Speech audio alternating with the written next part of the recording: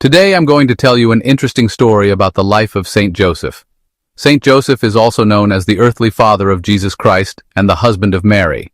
He was a humble man, yet with extraordinary character. He was also believed to have been born in Bethlehem or in Nazareth and was also known in the Bible as a carpenter, a man of deep faith, and a descendant of King David.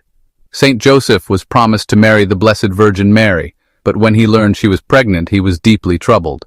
Being a righteous man, Saint Joseph planned to quietly divorce her to avoid shaming her. However, an angel appeared to him in a dream and told him, "Do not be afraid to take Mary as your wife, for the child conceived in her womb is from the Holy Spirit."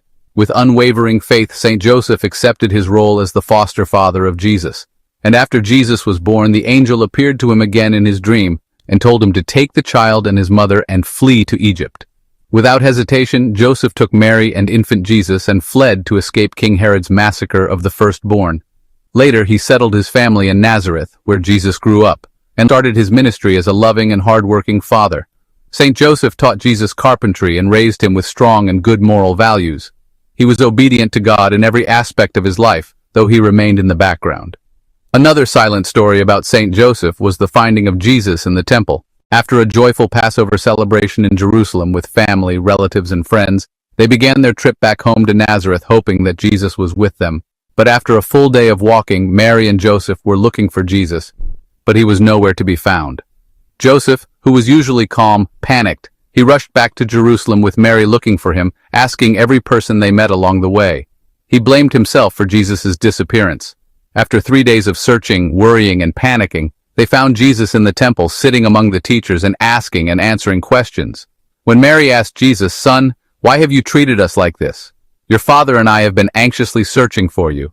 Jesus replied, "Did you not know I must be in my Father's house?" Even though Joseph was anxious about his disappearance, he never expressed a word of anger. He remained silent, humble, and obedient.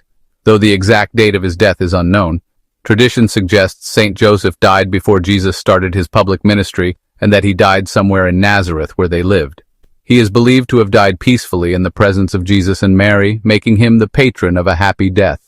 In the early days of Christianity, Joseph was honored as a saint, and later his veneration grew over time. In 1870, Pope Pius IX declared him the patron of the Universal Church. Though there are no known remains of his body, there were numerous churches built to honor his name. Some of these churches are the Basilica São José Operario in Barbacena, Brazil, and the Oratory of St. Joseph in Canada. His feast day is celebrated every 19th of May. If you like stories like this, support us, follow, like, and subscribe.